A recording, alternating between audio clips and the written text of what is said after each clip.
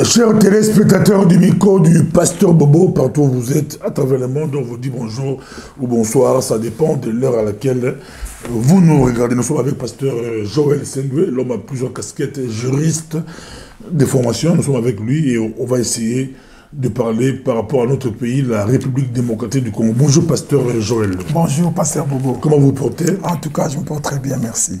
On voit tout ce qui se passe au Congo, la crise, on dit, entre les nouveaux présidents, Félix Tshisekedi et l'ancien ou l'ex-président ou l'ancien président. On ne sait pas juridiquement comment l'appeler. D'autres disent sénateur à vie, d'autres disent président honoraire. Est-ce que c'est le remake Kassavo Boulumumba des 60? Merci beaucoup, Pasteur Bobo. Je pense qu'on a toujours dit que le problème congolais aujourd'hui n'était pas un problème politique. C'est depuis la nuit des temps, notre problème est juridique. Et le camp Kabila a compris que nous avions une certaine déficience par rapport à la lecture et à l'interprétation des textes légaux. C'est comme ça qu'ils en ont profité pour établir un cadre juridique qui leur permette d'être majoritaires dans toutes les institutions, de manière à contrôler toujours, de loin ou de près, les institutions du pays. Donc je pense que c'est, on peut dire, c'est vraiment le remake, c'est vraiment la façon la plus conforme de pouvoir reprendre les choses telles qu'elles s'est passées dans les temps. C'est le remake, en quoi c'est le remake? On veut avoir des pressions juridiques, hein, et puis selon vous, qui a raison, qui a tort, Félix suspend l'installation du Sénat et puis il reporte les élections, mais bien sûr après la réunion interinstitutionnelle. Ils étaient là, après cette réunion, la décision est tombée, Félix vient de suspendre. Il y a un grand débat. D'autres disent qu'il n'a pas le droit. La réunion, c'était juste une réunion de consultation. C'est pas la réunion qui a décidé. Lui, il a décidé, bon, il y a trop d'interprétations. Est-ce qu'il n'a pas droit, comme président, de voir qu'il y a trop de corruption? Le pays, c'est la corruption, il voulait mettre un peu de l'autre après avoir consulté. Merci beaucoup, Pasteur Bobo. Il y a une confusion dans le chef du président Tshisekedi. Il confond les prérogatives qui lui sont dévolues en tant que garant de la nation, parce que l'article 74 lui donne cette habileté-là de pouvoir essayer de réconcilier, si vous voulez, de faire en sorte que les institutions de la République soient maintenues et puissent bien marcher. C'est comme ça que même, Pasteur Bobo, vous vous souviendrez, en 2013, si ma mémoire est bonne, Kabila avait signé une ordonnance convoquant la concertation nationale le 9 septembre 2013. C'était pour, en fait, en tant qu'institution président, pour pouvoir mettre en sorte que la cohésion nationale puisse ne pas périr. Alors, la concertation que Tshisekedi a faite n'avait rien à voir avec la substance de la matière. La substance de la matière, c'était quoi? S'il y a fraude, s'il y a irrégularité dans une certaine échéance électorale, cela ne revient pas au chef de l'État. Il y a un organe que la Constitution, à qui la Constitution donne les prérogatives de gérer les élections. C'est à cet organe-là, la CNI, de pouvoir reporter ou de voir qu'est-ce qu'il faut faire en cas de tel litige. Maintenant, pour les règlements des litiges, la Constitution a prévu aussi un mécanisme, Pasteur Bobo, c'est la Cour constitutionnelle. C'est comme ça que vous avez vu, même pour ce qui concerne les élections présidentielles, dont lui-même il a été, je ne sais pas si nommé ou proclamé président. C'est la CNI qui a proclamé, parce que la CNI, c'est l'organe légal constitutionnellement reconnu par la Constitution qui gère les élections au Congo. L'institution président de la République, même en concertation, ne peut se concerter avec les autres que en matière de l'unité nationale, en matière de cohésion nationale, en matière même des institutions qui seraient à un état périlleux. Mais là, il ne s'agit pas de ces choses-là. Il s'agit bien de matières qui ne relève pas de sa compétence. Ça relève bien de la compétence. Papa, si vous voyez l'article 74, il est clair.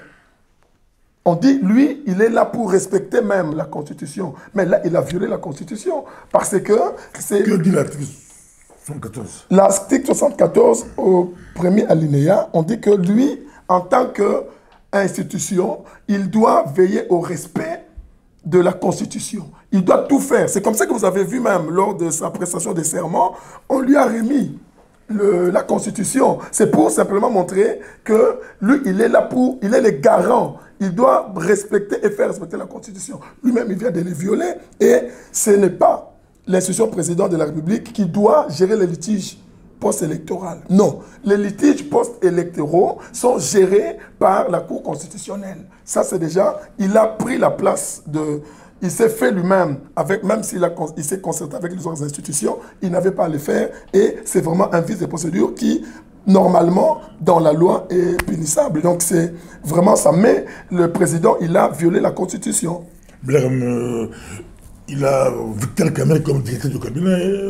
Il est aussi entouré des juristes. Vous pensez que Félix n'a pas pu consulter les juristes avant de décider? Non, c'est pas Bobo. Vous savez, l'interprétation de la loi, elle est vaste, mais il y a des gens qui sont juristes, mais spécialisés en droit constitutionnel. Parce que nous sommes tous des juristes. Il y a des juristes prestataires de services juridiques. Il y a des juristes aussi étudiants et spécialistes de la chose. Mais non, je ne mets pas en cause l'équipe des conseillers de M. Kabila, mais vous allez voir que... C'est Kabila même. De M. pardon, Tshisekedi. C'était un lapsus... C'était un lapsus... révélateur ou comment? Bon, d'autres disent que Kabila n'est pas parti, Kabila est toujours là. Non, Kabila n'est pas totalement parti parce que l'impulsion même de l'action gouvernementale est donnée par les deux chambres ainsi que le gouvernement, et ce programme-là doit sortir de ces deux chambres-là. Et il est majoritaire, sa famille politique est majoritaire. Je pense qu'il n'est pas totalement parti. Son nombre est toujours là. Mais ici, vous allez voir, Pasteur Bobo, pour revenir à ce que vous m'avez posé, le cadre juridique de beaucoup de décisions que prend M. Tshisekedi ne trouve pas de sous-bassement constitutionnel bien établi. Parce que, vous savez, vous-même, si nous nous référons au passé, c'est ce que Mobutu avait fait. Le 24 avril 1990, Mobutu dit « Je prends congé du MPR pour permettre au MPR, vous savez. » Mais en faisant cela, Mobutu avait démissionné sans le savoir. Et c'est après que Mobutu a compris que c'était une erreur juridique grave. Il est revenu dans l'Assemblée pour changer les choses. C'est la même erreur. Donc, selon vous, Félix Tshisekedi prend lui parce qu'on est parti État. Lui, non seulement il prend comme parti État. Il a des difficultés, lui. Il ne peut pas. Pasteur Bobo, je peux vous citer un article. Un article, l'article 96, alinéa 2 de notre Constitution, stipule que les fonctions des présidents de la République sont incompatibles à celles des responsabilités au sein des partis politiques. Dès lors on devient président, on ne peut pas. Ce qui s'est passé lors de ces élections-là, il ne pouvait même pas. Parce que là, nous voyons vraiment qu'il prend parti de l'UDPS. Donc, toutes ces choses-là montrent que Tshisekedi, il viole la Constitution. Et à cet état-là, il y a des conséquences néfastes, c'est-à-dire qu'il est démissionnaire. C'est simplement parce que dans notre pays, il n'y a pas de gens qui peuvent amorcer des processus de démarche dans ce sens-là. Parce que, je voulais parler de bien-aimé. Article 96, Pasteur Bobo, il est clair. Les fonctions des présidents de la République sont incompatibles à celles des responsabilités au sein d'un parti politique. Ça, c'est la Constitution qui le dit. Mais vous allez voir, pourquoi est-ce qu'il a suspendu l'installation des sénateurs? Pourquoi est-ce qu'il a suspendu, il a reporté les élections des gouverneurs qui déjà ne sont pas ses prérogatives, mais il le fait parce que l'UDPS s'est senti lésé. Mais là, il est le président de toute la nation. Il n'a pas de responsabilité, il n'a pas de connotation de l'UDPS. Donc déjà, cela, ça nous montre que, juridiquement parlant, la position de Tshisekedi d'attaquer le président est menacée. Nous sommes en difficulté, on va aller voir notre président. L'UDPS, les militants sont allés voir Tshisekedi et puis la décision est tombée. Donc pour vous, c'est une violation de la Constitution. C'est une violation de la Constitution. Pasteur Bobo, nous sommes pas amnésiques à ces points. Lorsque la Mouka ainsi que Fayoulou a vu qu'il y avait des revendications à faire, ils sont allés à la Cour constitutionnelle. Ce n'est pas l'institution président qui doit trancher les litiges post-électoraux. C'est à la Cour constitutionnelle. Mais non, si il est intervenu, c'est parce qu'il est intervenu en tant que membre de l'UDPS, en tant que responsable de l'UDPS. Et ces militants-là ne sont pas allés chez lui pour dire non, nous sommes un parti tierce, un parti à part entière. Non, parce que tu es le chef de file de notre parti, voilà, tu dois prendre les soins. Et il est tombé dans ces pièges-là en donnant gain de cause aux militants de l'UDPS. Que va-t-il se passer pour la CENI? Ce n'est pas à Félix Tshisekedi de décider. Pour le FCC aussi, pour le MLC, ils disent que c'est l'amateurisme au sommet de l'État. Mais que va-t-il se passer maintenant? Le président a décidé, d'autres disent que ce n'est pas au président. Est-ce que la CENI va organiser quand même des élections des gouverneurs? La CENI va quand même installer les sénateurs? Ça va se passer comment? On vous suit, Pasteur Joël. Au cas où les autres vont à l'encontre du président. Ça sera comment? Maintenant, il y a un problème. On risque de se retrouver dans un grand conflit. Et ce conflit-là sera tellement institutionnel que nous allons nous retrouver dans un chaos.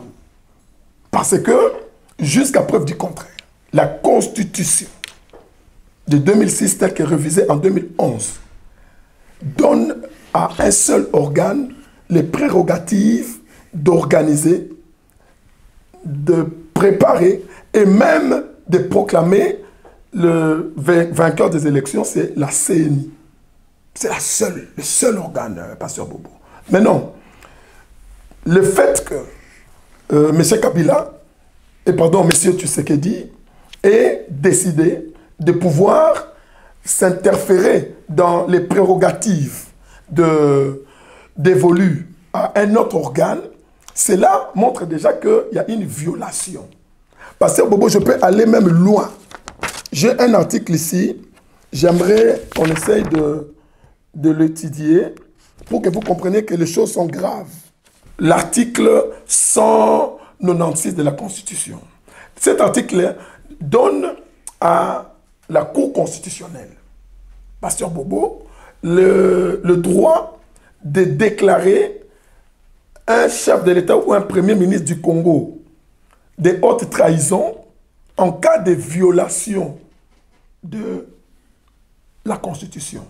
Et là, nous voyons que le président Félix Tshisekedi a enfreint, disons, les prérogatives constitutionnelles qui sont dévolues et à un organe à qui la Constitution donne le droit de pouvoir organiser des élections, donc la CENI, et même la Cour constitutionnelle, en reportant les élections de gouverneurs, il a pris la place. Il s'est fait lui-même juge.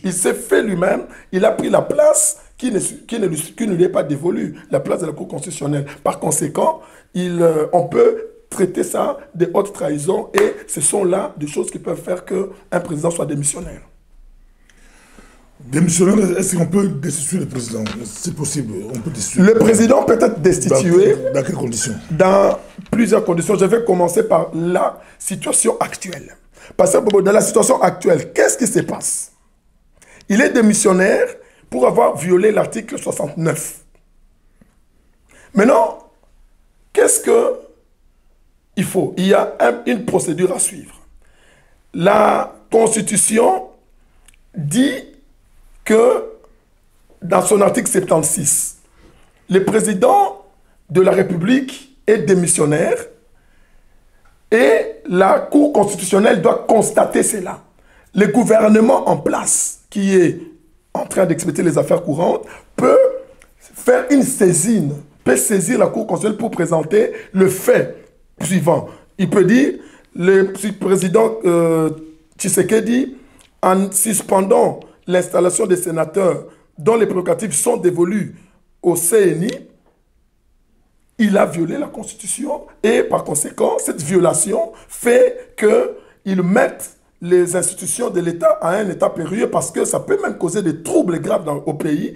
Et la deuxième notification, chose qui peut faire qu'il soit déclaré démissionnaire, c'est qu'il a reporté les élections en lieu et place de la Cour constitutionnelle. Donc il a violé carrément la Constitution et ces deux points-là, à eux seuls, peuvent faire que les gouvernements puissent saisir la Cour constitutionnelle pour présenter le fait et la Cour constitutionnelle doit établir le fait. Si les faits sont avérés, parce qu'ils le sont déjà, ils peuvent déclarer le président démissionnaire et on va charger, ça c'est selon l'article 76, charger le président du Sénat sortant de pouvoir assumer l'intérim, dans le but de pouvoir organiser les élections, mais selon les conditions et les délais qui seront fixés par la loi. Ça, c'est ce que dit la Constitution. Dans le cas du Congo, notre Sénat est démissionnaire depuis 2011 ou 6. Oui, il est démissionnaire, mais tant qu'il n'y a pas eu installation de notre Sénat, d'une autre équipe, cette législature-là, elle est toujours en vigueur et on peut faire appel au président du Sénat, Kengo, pour assumer l'intérim et organiser de nouvelles élections. Si on suit les cheminements de ce que lui-même, le président Tshisekedi, a commis comme erreur violant la Constitution de manière flagrante. Est-ce que Tshisekedi doit retirer sa décision ou bien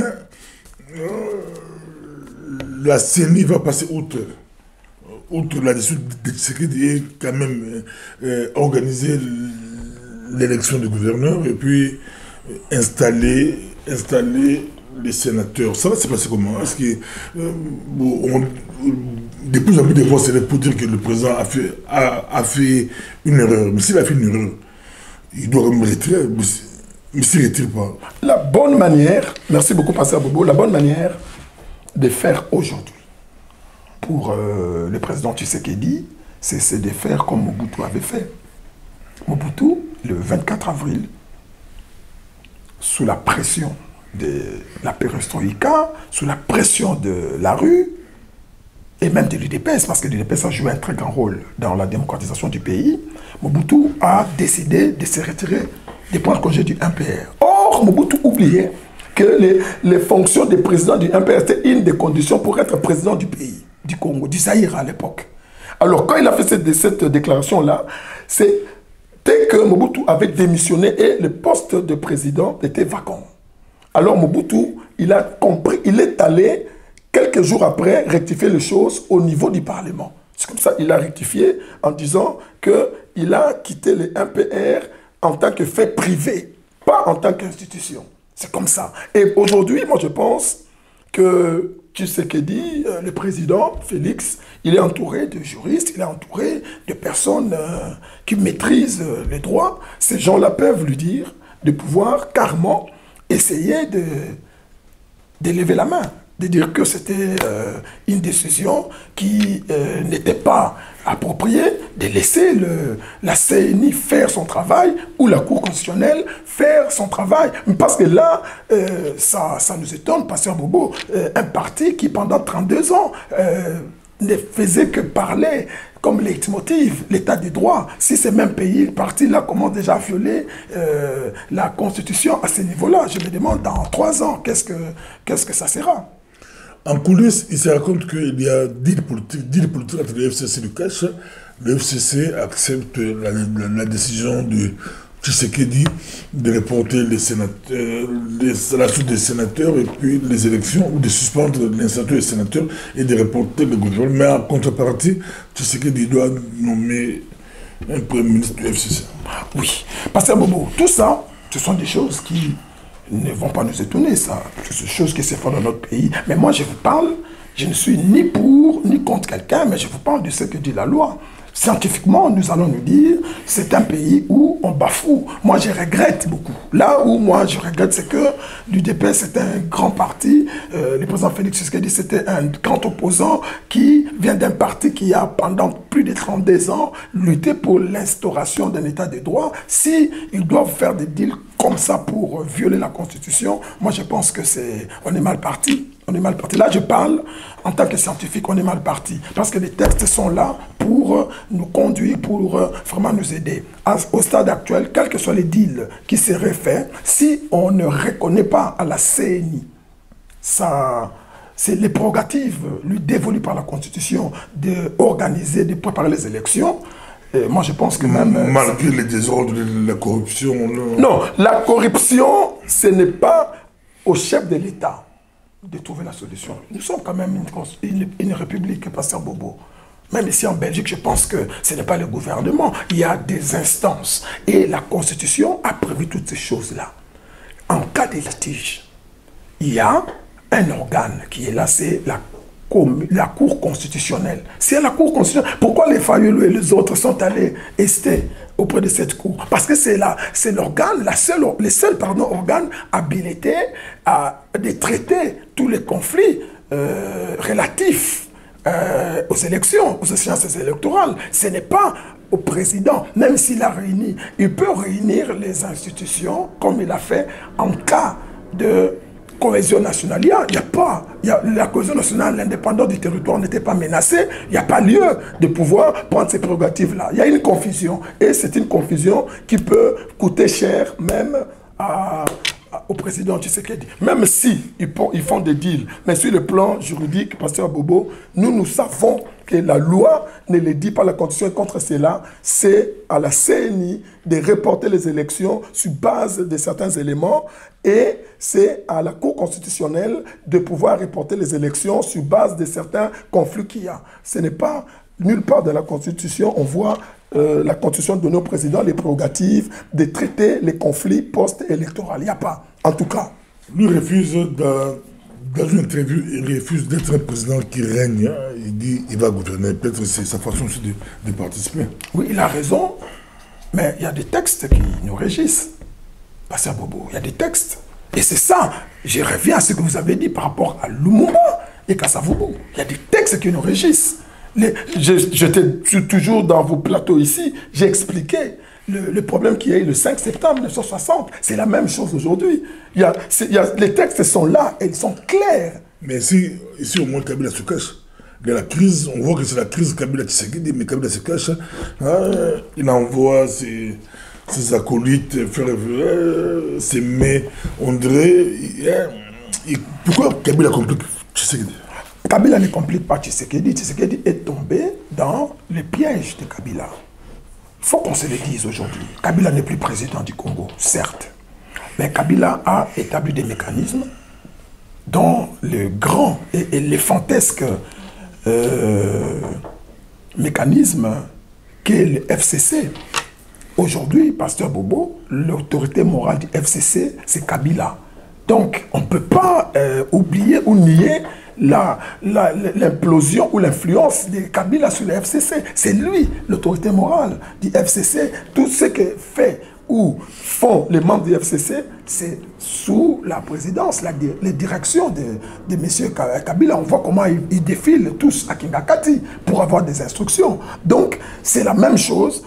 Quoique aujourd'hui, maintenant, on a affaire, en 60, on avait affaire à un président et au premier ministre. Mais ici, on a affaire à un président et une grande institution dont la tête, c'est Kabila. Donc, on a affaire à Kabila. C'est un syllogisme simple. Derrière les FCC, il y a Kabila. Si on enlève les rideaux, c'est Kabila qui... Donc, on peut dire qu'il y a Kabila et Tshisekedi. C'est un deal qu'ils ont fait. Et je pense que Tshisekedi est tombé dans le piège du FCC. Il est prisonnier. Il va refuser de régner et commencer à diriger comme un mec qui dirige, selon les prérogatives constitutionnelles. Mais là, c'est une mauvaise façon de faire parce qu'il a violé. Qui tient les manettes du pouvoir? Qui tient les manettes du pouvoir, qui dirige?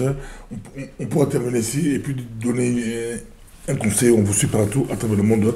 Donc, en vous suivant, c'est comme si FCC qui maîtrise tout. Oui, pasteur Bobo, je pense que là, je suis en train de parler en tant que scientifique. Donc, juridiquement parlant, je parle juridiquement. Sur le plan juridique dans notre pays, que dit la Constitution? La Constitution dit que le président qui est élu, il prête serment, Félix l'a fait, il doit composer un gouvernement. Mais comment va-t-il composer le gouvernement? Il les compose au niveau du Parlement.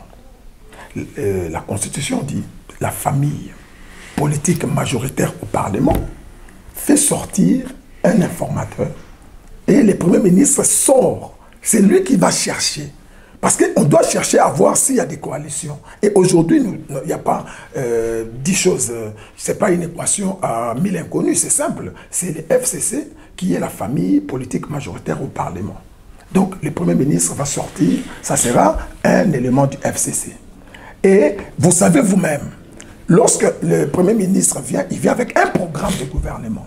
Ce programme-là sera en majorité un programme FCC, mais essayer de débattre avec l'autre coalition, l'autre parti. Mais la majorité, ce sera FCC. Vous comprenez déjà au départ que le gouvernement qui sortira sera un gouvernement majoritairement FCC.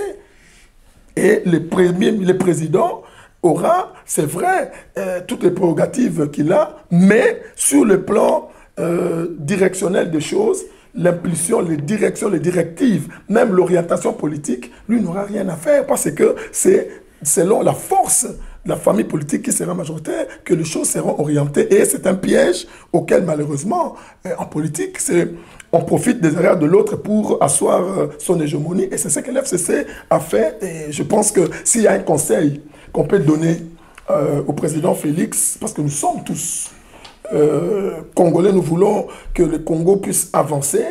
Je pense qu'il lui reste, c'est vrai, un élément, une carte, mais c'est une carte qui est périlleuse aussi, c'est la dissolution du Parlement. Mais là aussi, il faut qu'il y ait réellement conflit. Or, le Premier ministre qui sera là, ce sera un Premier ministre FCC. Les présidents de l'Assemblée, même du Sénat, seront tous FCC. Donc, je vois à mal comment est-ce que ces institutions peuvent entrer en conflit pour qu'on puisse dissoudre les parlements. Donc, c'est vraiment difficile, mais c'est comme cela. Je ne sais pas comment en sortir, à moins que aussi on puisse procéder à la révision constitutionnelle. Ça, c'est possible aussi, procéder à des révisions. Mais là aussi, les FCC étant majoritaires au niveau des organes légiférants, il n'y aura toujours pas moyen de pouvoir sortir de cet imbroglio. Donc, c'est vraiment une équation à plusieurs inconnus dont le président actuel aura du mal à s'en sortir et à résoudre. Merci beaucoup, c'était Pasteur Joël Sendoué. On aura le temps de l'avoir avec nous quand c'est juridique.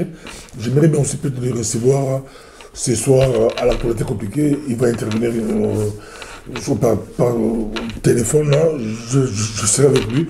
Merci d'être mon ami prochainement. Merci.